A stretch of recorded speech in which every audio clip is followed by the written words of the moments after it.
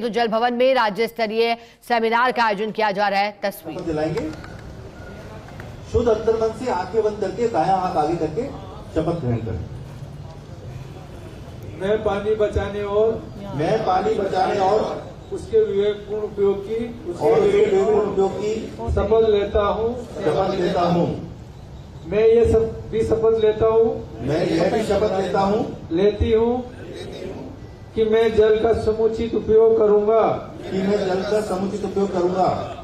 तथा पानी हर एक बूंद का संचय करूँगा और जल शक्ति अभियान कैच द रेन को बढ़ावा देने में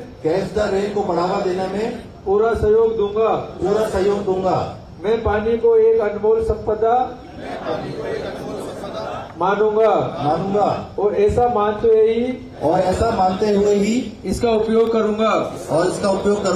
मैं शपथ लेता हूँ कि मैं अपने भी परिवारजनों मित्रों और पड़ोसियों को भी इसके विवेकपूर्ण उपयोग और उसे व्यर्थ नहीं करने लिए प्रेरित करूंगा। यह ग्रह हमारा है और हम ही इसे बचा सकते हैं और अपना भविष्य सुरक्षित कर सकते हैं।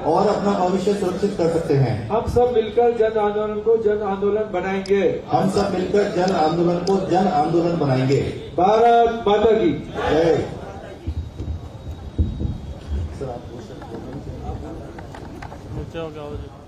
तो देखिएगा जयपुर से सीधी तस्वीरें। जल भवन में राज्य स्तरीय सेमिनार के दौरान संकल्प दिलाया गया है जल संरक्षण के लिए।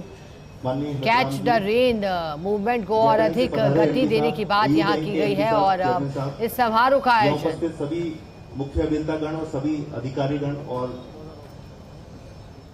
जन सहभागिता में जो लोग आए हैं उन सबका बहुत बहुत स्वागत है। आज का दिन बहुत महत्वपूर्ण है दो कारणों से। एक तो अब बरसात की शुरुआत हो गई है और अब हमें अधिक से अधिक जल संरक्षण पे ध्यान देना है, फोकस देना है, जिससे कि धरती पर पड़ने वाली प्रत्येक बूंद है वो या तो उसे संचय कर लें या उसे हम भूजल में डाल दें और अपना जो भूजल का स्तर है राजस्थान का बढ़े। क्योंकि राजस्थान में लगभग 50% हमें सतही जल स्रोत से पीने का पानी प्राप्त होता है और लगभग 50% हमारी डिपेंडेंसी है वो भूजल पर निर्भर है। तो वो तेजी से घट रहा है। राजस्थान का जो ड्रॉल है, हम 100 लीटर पानी अगर जमीन में जाता है तो हम 148 लीटर पानी निकाल लेते हैं। तो धीरे धीरे जो भूजल का स्तर है बहुत नीचे जाता है, स्थिति विकट होती जा रही है।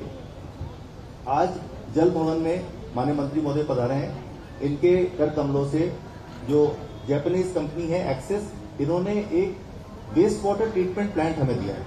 अभी आप कंसेप्ट समझें। अभी हो ये रहा है कि लोग पानी ले रहे हैं, जलदाय विभाग उनको पानी दे रहा है, वो पानी को वेस्ट कर रहे हैं और वो पानी सीवरेज में होकर के और वेस्ट हो रहा है।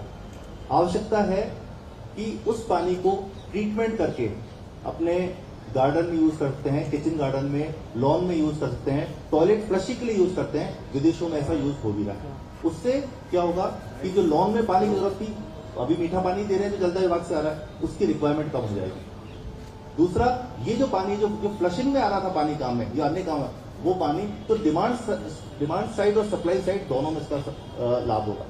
मेरा ये भी कहना है कि जो जयपुर में जितने भी जो बड़े बड़े यूनिट्स हैं, कोई पार्क्स हैं, कोई होटल्स हैं, कोई मैरिज गार्डन्स हैं, उन सबको जो राजस्थान सरकार की टाउनशिप पॉलिसी है उसके अंतर्गत जो वर्षा जल संग्रहण का और जो वेस्ट वाटर ट्रीटमेंट का जो व्यवस्था है वो सारी करनी चाहिए, जिससे कि उनकी जो पानी की मांग है वो लगभग 50% कम हो जाएगी और ऐसा नीति अनुसार करना भी आवश्यक है। पर चलिए, जल भवन में राज्य स्तरीय सेमिनार का आयोजन जलदाय मंत्री कन्हैया लाल संबोधित कर रहे हैं। सुनिए। 50% पर ईयर अपनी गिरावट आती जा रही है और उसी का रिजल्ट आ रहा है कि राजस्थान में बहुत तेजी के साथ डार्क जोन बढ़ते जा रहे हैं। आप सब लोगों की लगभग यहाँ जो भी रह रहे हैं 30, 35, 40 से ज्यादा उम्र के आप हम यहाँ पे हैं, किसी की ज्यादा है। बाकी 40 साल पहले, 30 साल पहले हम देखेंगे तो इतनी ज्यादा बारिश होती थी कि शायद ये अमानिसा का नाला परमानेंट चलता रहता था।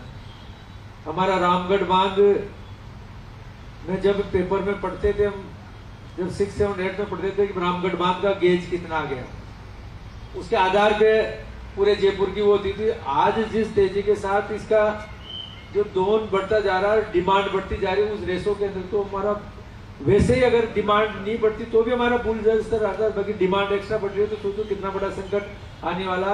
सबसे बड़ा संकट पानी का आने वाला, और इसको बचाने में अभी तक जागरूकता कहीं भी नहीं है। और ये सबसे बड़ी जिम्मेदारी हमारे विभाग की, सबसे बड़ी जिम्मेदारी की हमने गर्मी के इस गर्मी में हमने किस तरह से संकट को पार पाया। आज हमारे, मैं धन्यवाद देना चाहता हूँ हमारे दोनों एयू बैंक के और हमारे जापानी से, इन्होंने भी इसके अंदर पहल करते हुए हमारे विभाग को सहयोग करने के लिए, जागरूकता के लिए आप लोग आए हो। आपका भी पूरा विभाग अभिनंदन करता है, स्वागत करता है कि आप आगे भी अच्छे काम जो भी करें उनमें आप एयू बैंक जिस तेजी के साथ आगे बढ़ा और आगे बढ़ेगा अगर अच्छे कर्म करेंगे तो। जापान से आए, आपका भी स्वागत करता हूँ, वेलकम है आपका जो आप लोग यहाँ पे आए हो। देखो, इसके लिए ये जो गर्मी थी उसके लिए मैं सबसे पहले तो मेरे विभाग के इंजीनियर्स को धन्यवाद दूंगा, बहुत धन्यवाद दूंगा आप लोगों ने जो इतनी मेहनत के साथ में हमारा पिछले 2022 की बजाय 2023 में जहां हमारे पास सतही जल जो 300 बांध भरे थे, 22 में हमारे पास 197 बांध भरे थे, हमारा जल स्तर नीचे कम से कम 50 फीट एक्स्ट्रा नीचे चला गया। इन एक साल के अंदर हमने लगभग 15 से 20 लाख वैध कनेक्शन दिए और लगभग 15-20 लाख लोगों ने अवैध भी लिए, यानी हमारी 40 लाख कनेक्शन की डिमांड एक्स्ट्रा होने के बाद में टेम्परेचर पिछले 2022 में 35 से 42 डिग्री टेम्परेचर रहा। अभी हमारा टेम्परेचर जो इस 3-4 महीने में 45 से लेके 52 तक पहुंच गया। इसके बावजूद आप लोगों ने जिस तरह से अवैध कनेक्शन काटते हुए पानी का प्रॉपर डिस्ट्रीब्यूशन करने में आप लोगों ने जो मेहनत की, आप लोगों को कभी हमारे चीफ इंजीनियर समित जी, हम कई बार आपको डांटते थे, करते थे, बाकी आप लोगों ने सब सुनते हुए ईमानदारी से आपने काम किया।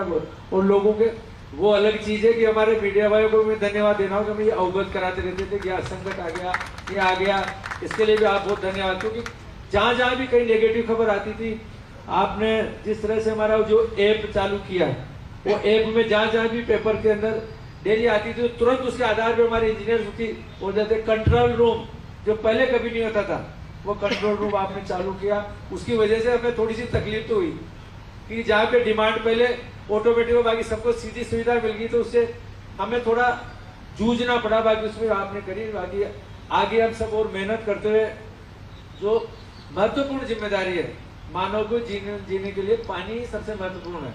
बिजली से रह सकता है, गर्मी भी तप सकता है, बाकी अगर पीने का पानी अगर उसको नहीं मिलेगा तो जीवन नहीं जी सकते।